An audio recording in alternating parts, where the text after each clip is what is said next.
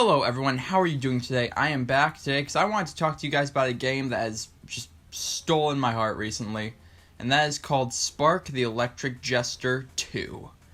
And now I know what you're thinking.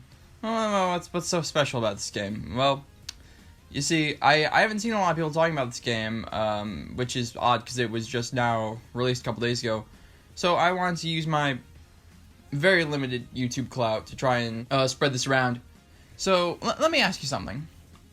How many of you want a new Sonic Adventure game? Just raise your hands. Raise your hands. Okay, yeah. Sorry, you're never gonna get it. That's, I think a lot of us adventure fans have just resigned to that fact that we just kind of have to settle for whatever modern Sonic stuff Sega throws at us. And this game is very much... It's very similar to Sonic Adventure. I wouldn't say it's beat for beat the same, but it's not Sonic Adventure, so I don't expect it to. It is its own thing still. Real quick before I get into that, though, this game, obviously, you'll notice it's Fark the Electric Jester 2. The first game was just called Fark the Electric Jester. It was very much a classic-style game. I've heard people describe it as a mix of Sonic and Kirby. And I've never played Kirby, so I can't really attest to that, but, yeah, I played that one. That one was good as well. If you haven't played that one yet, and you want to, I would recommend buying this game instead, but they're bundled on the store for, like, $22. So considering Fark 2 is $20, you might as well drop the extra $2, I guess. But, so, obviously that game is good. But this game is so good, and this video is just gonna be a bit more of me like rambly because I didn't really want to script this video because I just kind of wanted to get it out, and I have like multiple scripts just laying around, and I didn't want that to happen with this one, so we're just gonna get into it. The gameplay feels very good. I don't know, like in Sonic Adventure, when you jump, it just feels good. Like, when you move, it just feels good to move around. That's how this game feels. And, the spin dash in Sonic Adventure, you could use that to like, skip and pull off good shortcuts. They have a kind of thing in this game, too. I can't remember exactly what it's called. But there's, like, a dash. Or, like, there's, like, a charging thing that you get by, like, holding left trigger and B. Which is very similar to the spin dash. It lets you pull off shortcuts similar to the ones you'll be able to pull off with the spin dash. And you do have a homing attack of sorts. It's not used to the same effect, I would say, at least as in Sonic Adventure. You don't use it as much for platforming, although you do have an air dash, which is mapped to a different button. And yeah, the levels are great. You collect different powers similar to Fark the Electric Jester. Although I'm mostly just stuck to the one called Edgy Jester, which basically just turns you into Shadow, because he has like the skating animation. Because that one, you have like a triple air dash, and I found that very useful. But and I mostly just use the I believe it was called Power Suit one for boss battles. But I'm sure people who are better at the game than I am could probably find uses for all the different power-ups. The level design is great. It really encourages exploration, because you can go through and while you are encouraged to, like, speedrun and go fast, there's no, like, ranking system, so the game doesn't go out of its way to, like, make you feel bad for not going fast. So if you want to look around, because they do have, like, concept art littered around the different levels, you absolutely can. As a fan of collectathon games, I really appreciated that.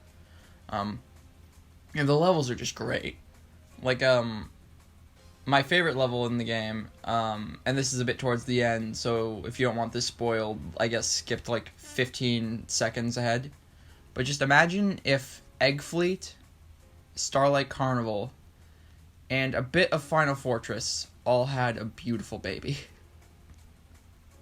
That's all I'm gonna say. It is so good. It's so well designed. It's very hard because it's it's more difficult than earlier levels in the game, I'll say. But it's such a good level. I love it so much. It's so pretty. But yeah, all the levels in this game were really great. There was never one I really found. I'm trying to think. There's a tower level, Titanic Tower, which I remember I was actually like, is this the final level? because the game is quite short, I will say. It's not like... No, I wouldn't say it's too... for an indie game, it doesn't overstay its welcome. I feel like it's a good length. But it is, it's shorter than most AAA games, which is understandable, because it's not a AAA game. But, also, it's longer than Sonic Forces, so... And I paid a lot more money for Sonic Forces than I did for this game. Yeah, the tower level was a bit frustrating, but because of... You know, just play the level, you'll know what I mean. But, like, there's one level that's basically Studiopolis in 3D. And, you know, I don't want to just... Here's the thing, I don't want to spend this whole video just comparing this to Sonic, because it's not a Sonic game. It's a Spark game. You know, this guy went out of his way to create his own IP, he created his own characters, Lake Feppard, I hope I'm saying that correctly. He didn't create not Sonic and not Shadow, he created Spark and Fark. So I don't want to just constantly be like, so this Sonic thing. But I feel like this level was definitely Studiopolis inspired. Like, even the music kind of gave me Studiopolis vibes, which I never have a problem with. It was because Studiopolis is my favorite level in Mania, so seeing a 3D adventure-esque version of that was great. The story is nothing too amazing. It centers around Fark, the main character of the game, trying to discover who he is, his name, mostly, because Fark is not his real name. It was the name Spark called him in the first game. And there's this professor guy who tried to get him to betray Freon, the main antagonist of the first game. In this game, it didn't really work, and that's why Spark had to finish the job.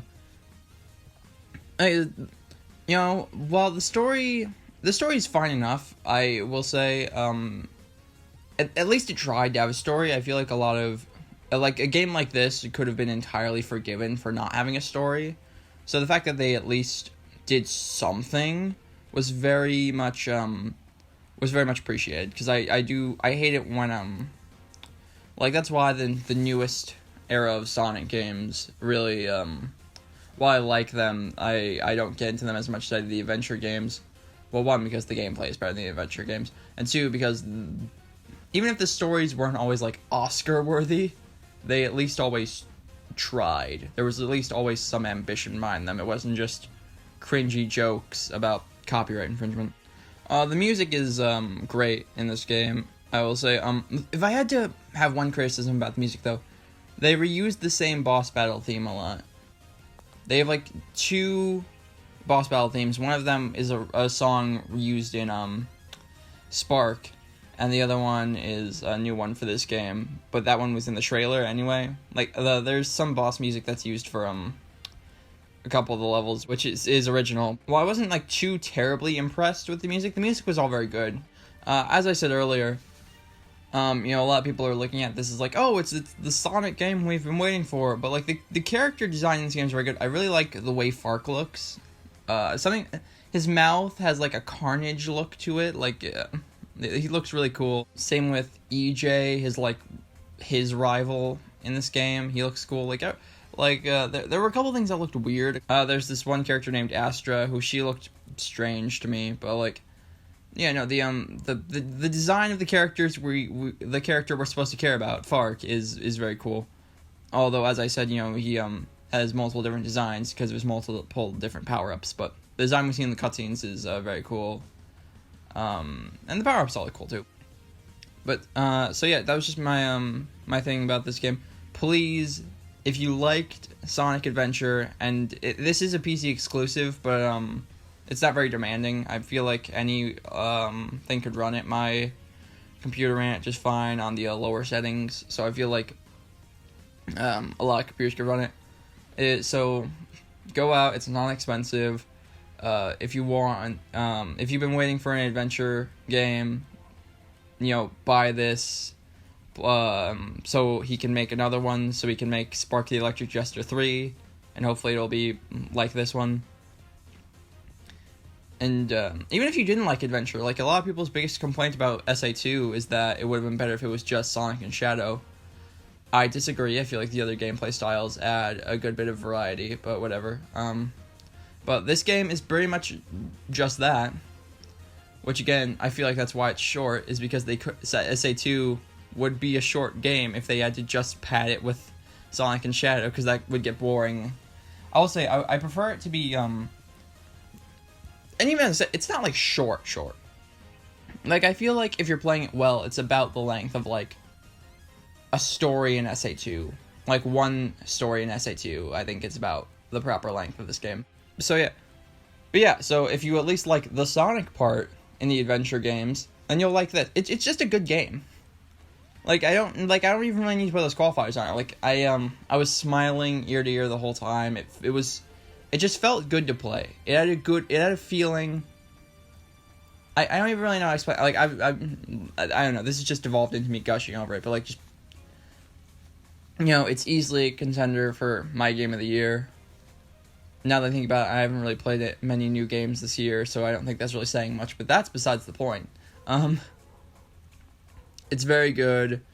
If you can, you should go out and buy it, support it, support the developer.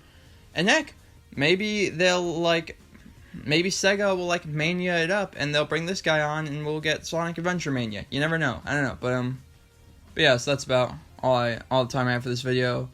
If you enjoyed, please be sure to leave a like, consider subscribing, help grow the channel. I'm sorry if you can hear the dogs in the background. I really wanted to get this done, and pretty much the only time I would have been able to record this otherwise is really late at night, because they never let their dogs in. Probably gonna have to cut that part out. Anyway, thank you for watching, and I will see you in the next video. Bye.